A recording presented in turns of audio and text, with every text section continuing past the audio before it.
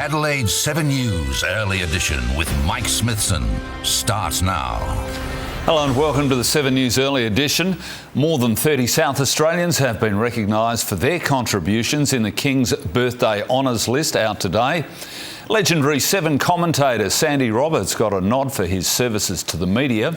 Renowned winemaker and sailing icon Sir James Hardy was also awarded the posthumous Order of Australia Medal, while former Port Adelaide football manager Rob Snowden made the list, recognising his services to the AFL and numerous charities. Nationally, incoming Governor-General Samantha Mostyn was awarded the country's highest honour, the Companion of the Order of Australia, for promoting social justice and gender equality. Leading Australian cancer epidemiologist Professor Karen Canfill made the list for her groundbreaking research. Also honoured founding member of the band Powderfinger, John Collins, and Aussie entrepreneur Serena Russo. But the names which have caused the biggest stir this year were former WA Premier Mark McGowan and former Victorian Premier Daniel Andrews. Sarah Jane Bell reports. Victorian families who lost loved ones after the state's botched hotel quarantine scheme sparked a second wave in which hundreds of people died have criticised the former Premier for receiving an award in part because of his COVID-19 response. Daniel Andrews is the state's longest-serving Labor leader and has left a polarising legacy, mostly because of his handling of the pandemic. He has been honoured with a Companion of the Order of Australia, one of the 6 people bestowed the highest honour. Mr Andrews is recognised for his service to the people and Parliament of Victoria, public health policy and infrastructure development. The former Premier says he's grateful to every Victorian who's contributed to some of the state's best times and those who have worked so hard to see the state through some of its most challenging. South Australia's recorded its first fatal accident for the King's Birthday long weekend. A motorbike rider came off his machine on the Flinders Ranges Way around 2 yesterday afternoon. The 66-year-old from Happy Valley died at the scene just southeast of Dingley Dell camping ground. Police have arrested a thief who broke into a northern suburbs service station by climbing in through the roof. The suspect stole goods from the AMPM at Elizabeth Way shortly before 2 this morning. The 22-year-old man had fled by the time patrols arrived, but a police dog, Cooper, was able to track him down to the roof of a house nearby. He was taken into custody a short time later. A national egg shortage linked to the outbreak of bird flu has forced Adelaide supermarkets to introduce buying limits. It sparked fears of a possible price hike. Here's Hayden Nelson. Coles has been the first supermarket to announce a buying limit on eggs it says is temporary. Customers limited to 2 cartons of eggs maximum over fears of a price hike as well as empty shelves. This as bird flu wreaks havoc on Victorian poultry producers, leading to the culling of 600,000 hens and 5 farms being plunged into quarantine in a bid to stop further outbreaks of the virus. The highly infectious H7N3 strain has been detected on 2 Victorian properties. This as a national buying limit. I would certainly encourage everyone to be respectful when they're shopping, but the very quick action that Victoria has taken, backed by the Commonwealth, has meant that this outbreak has not spread further afield, and we're confident that we can get on top of it quickly. Coles says this national buying limit will affect all states and territories apart from WA. In a statement, it says it's ensuring eggs remain available, but is offering support to the industry. Woolworths, on the other hand, says it has no plans to place a limit on egg purchases. Aldi is considering it. Customers hoping to buy more than 2 cartons of eggs in one shop are encouraged to look to their local butcher or farmers market. Fire Corps investigators are at the scene of an overnight blaze in a city unit. Surrounding apartments were evacuated when thick smoke started billowing from the complex in Sturt Street at 1 this morning. No one was injured and firefighters managed to contain the damage to one unit. In breaking news now, and police have confirmed vandals have attacked the United States Consulate building in Sydney. A person used a hammer to damage 9 windows at the property shortly after 3 this morning. Graffiti was also painted on the door of the premises. Police have security vision of a person wearing a dark-coloured hoodie in the area at the time. There's pressure on the CEO of Nine Entertainment to resign today after Chairman Peter Costello quit the board. He continues to deny assaulting a reporter during a clash at Canberra Airport. Liam Tapper has the latest. Well, after days of mounting pressure, Peter Costello has succumbed, yesterday resigning as chair of the Nine Entertainment Group. The decision came days after a video emerged of his altercation with a journalist at Canberra Airport. The alleged incident happened last Thursday, where Peter Costello seemingly launches forward into a reporter from The Australian, knocking him down to the ground. Hours later, though, Costello vehemently denied that he made any approach to the reporter. But after mounting pressure at board level, Peter Costello, the former treasurer who's been in the job since 2016, he made the decision to step down. He said that it was always planned that he would move away from the role either at the end of the Olympics or after the annual general meeting in November, but he's decided to bring that move forward. He said that the video had nothing to do with bringing that decision earlier than he had intended, and then in his time as chairman, that Mike Sneesby, the CEO, he had his full support. Now you would imagine the blowtorch would be firmly put on to Mike Sneesby. He's currently one of the subjects into an internal investigation being carried out here at Nine into just how a toxic culture was able to be fostered under the leadership of both Sneesby and Costello. This comes after a number of sexual assault allegations were levelled at former, now disgraced news director Darren Wick. Sneesby is also reportedly the person who signed off on a $1 million golden handshake when Wick left his role recently. Karen West, the vice chairperson here at Nine, she will assume the role effective immediately, but certainly growing pressure on the CEO Mike Sneesby as well. The Prime Minister has just talked to the media in Canberra, taking aim at the opposition over Peter Dutton's vow to ditch a crucial climate goal at the next election. Peter Dutton is walking away from climate action. His decision to abandon the 2030 target means him walking away from the Paris Accord. If you walk away from the Paris Accord, you'll be standing with Libya, Yemen and Iran, and against all of our major trading partners and all of our important allies. Peter Dutton is worse than Scott Morrison on climate change. The widow of British TV doctor Michael Mosley has paid tribute to her husband after his body was found on the Greek island of Symi. It's a devastating outcome after days of searching. Joel Dry reports.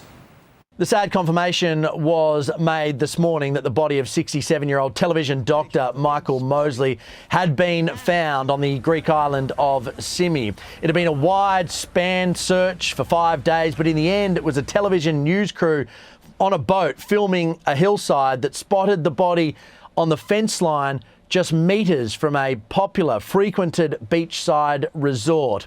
The news was passed on to his family, who just yesterday had issued a statement saying they were not giving up hope. Today, Claire, sadly, his wife, had to reissue a statement confirming the loss, saying, "It's devastating. We have lost Michael, my wonderful, funny, kind and brilliant husband. My family and I have been hugely comforted by the outpouring of love from people from around the world. It's clear that Michael meant a huge amount to so many of you." He was a really well-known figure here in the UK, featuring on a lot of television programs, often advocating a healthier lifestyle. He was also the founder of the 5-2 diet, something well picked up in Australia in particular. The body will now be taken to a neighbouring island. It will undergo a post-mortem examination to try to work out exactly what the cause of death was and why he was able to make it so close to assistance, but sadly not quite make it. Unsettling ads are the latest weapon the federal government is deploying in its battle against the vaping epidemic. As Ben Downey reports, this is a first for the government.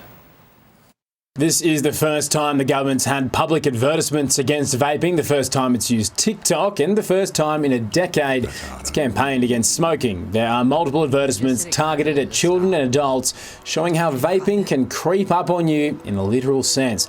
depicting children vaping in secret and adults being pulled away by the invisible hand of addiction.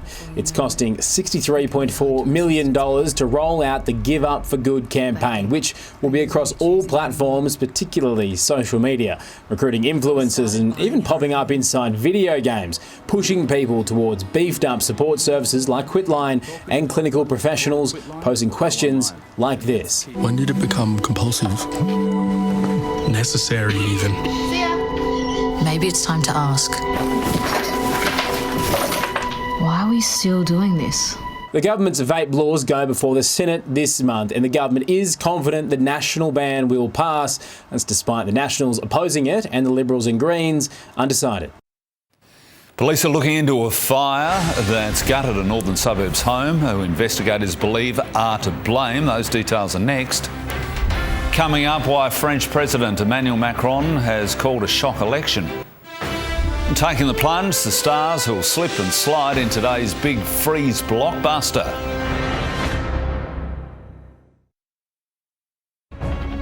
Welcome back to 7's Early Edition, live from Adelaide. Plenty of people took to Glenelg's Esplanade for a walk this morning. Some even enjoyed the art of Tai Chi. It'll reach 19 degrees today. Fire has gutted an abandoned home at Elizabeth North. Firefighters raced to Laverstock Road just after 6 this morning to find the house well involved, but quickly brought the blaze under control. It's believed squatters may have lit the fire in the lounge room to keep warm. Due to the nature of the building, it's a little bit unstable and it's too dangerous for crews to go in there and do a thorough search at the moment. Police are investigating. French President Emmanuel Macron has dissolved Parliament, calling a snap election earlier today. He made the announcement after his coalition party was trounced by the far-right National Rally Party in the country's EU election. Voters will head to the polls later this month. It's a high-risk political gamble for Macron, less than 2 months out from the Paris Olympics. Donald Trump's campaign for the White House is back in full swing, with the former US president holding a rally in the key battleground state of Nevada. Our US correspondent Tim Lester reports from Las Vegas. For presidential candidate Donald Trump, an early test of how the criminal conviction in New York has affected his popularity. In terms of his supporter base, it seems to have only fired them up. USA! USA! Yeah, he's going to win, and if he doesn't, then it's rigged. Donald Trump wants to bring America back to its glory, and don't let anyone tell you otherwise, including fake media. Mr. Trump seemed miffed after about 15 minutes when his teleprompter failed. The only thing that pisses me off are the teleprompters. I got no teleprompter. You know, I pay all this money to teleprompter people, and I'd say 20% of the time they don't work. He had this to say about the hundreds of Americans prosecuted for their role in the January 6th riot back when he was last president. But those J6 warriors, they were warriors, but they were really more than anything else. They're victims of what happened. All they were doing is protesting a rigged election. As well, this attack on President Joe Biden. He's a corrupt, very dumb person. He's a low IQ individual, and he always was. But interestingly, Donald Trump did not mention his new status, convicted felon. It seems to have dented his popularity perhaps a little in polls, but he still leads Joe Biden.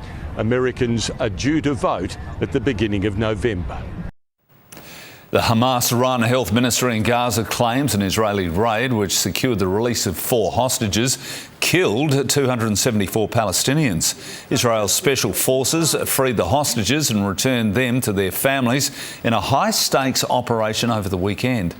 The country's military maintains fewer than 100 people died during the attack, but if the health ministry's death toll is confirmed, it would make it one of the deadliest days of the conflict so far. Some of Australia's most popular sports stars are joining the fight against motor neuron disease, taking the plunge for the big freeze. Andrew McCormack reports from Melbourne. Pat Rafter, Sally Pearson, Mac Horton. Those are just some of the Aussie sporting superstars who will make the plunge down the slide into this big pool of ice for Big Freeze 10. And you can see behind me, it is getting underway. 2 tons of ice, 400 bags are being poured into this pool. It is absolutely freezing, to put it mildly. It's already a pretty fresh day in Melbourne, but that is going to be the coldest place in Australia this afternoon at 2 p.m, live and free on the screens of 7, when some Aussie sporting superstars make the plunge. The theme for this year, rock stars. I have seen some of the costumes and they are amazing. So I'm really hoping that we might see maybe another Freddie Mercury sort of style of dancing up on the stage, maybe. I'm not sure, but everyone's really gone the extra mile for these costumes and they are ready to rock the G. They're hoping to raise $3 million today. That'll push Neil Danaher's total funds raised for Fight M&D up towards over the $100 million mark. Of course, he will be the ultimate star of the show today here at the MCG from 2 o'clock. And you'll see it right here. Still to come on 7 News Sport with Tom Wilson, as a superstar at each of the Crows and Power are set to make their much-awaited returns this week. And we have a new Spanish king of the clay as Carlos Alcaraz reigns supreme at Roland Garros. Crows superstar Isaac Rankin is on track to return for Saturday night's clash with the Soaring Swans at Adelaide Oval. Rankin's missed the last 3 weeks with a hamstring injury and will provide a much-needed spark to an Adelaide side still reeling from the loss to Richmond. At Alberton, skipper Connor Rosie is also ready to return from an ankle injury. That's against the Giants in Sydney on Sunday. We'll hear from both teams in our main bulletin at 6.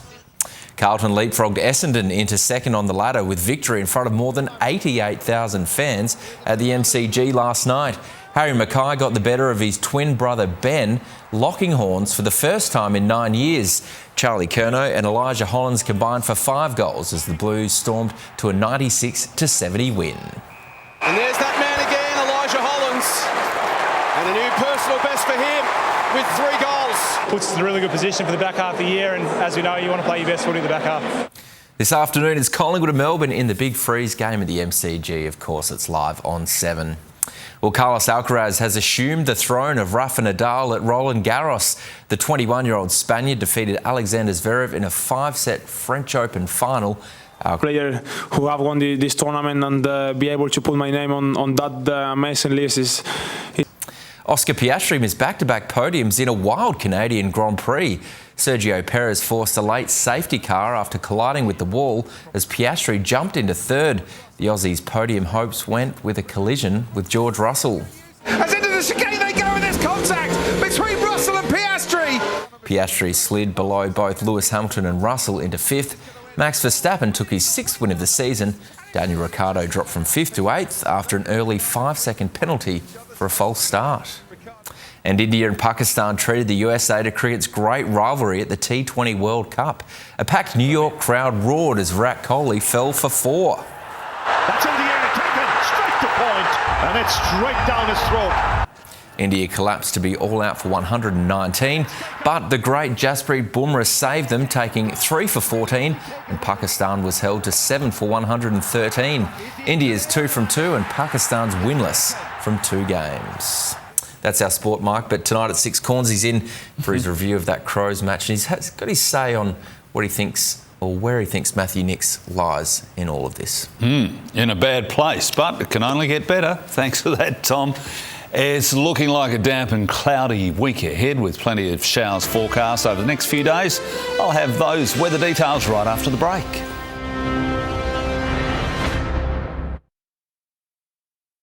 This is where news breaks. 2 dogs were rescued from the blaze. 1 needed vet treatment. Know the news with 7 News.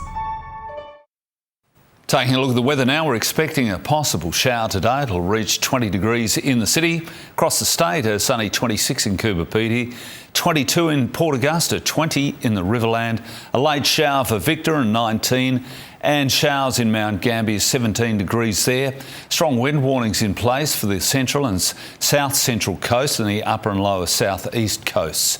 So around the country today, a late shower for Melbourne, 15, 18 in Sydney, a sunny 23 in Brisbane, and a shower or two in Perth and 21.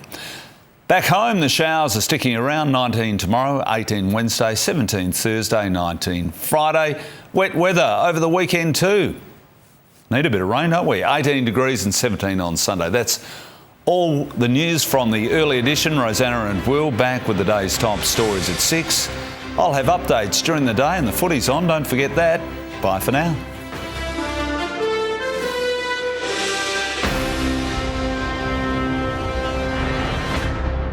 The 7 News app will give you the news you want every minute of every day, including breaking news alerts. Download the 7 News app now.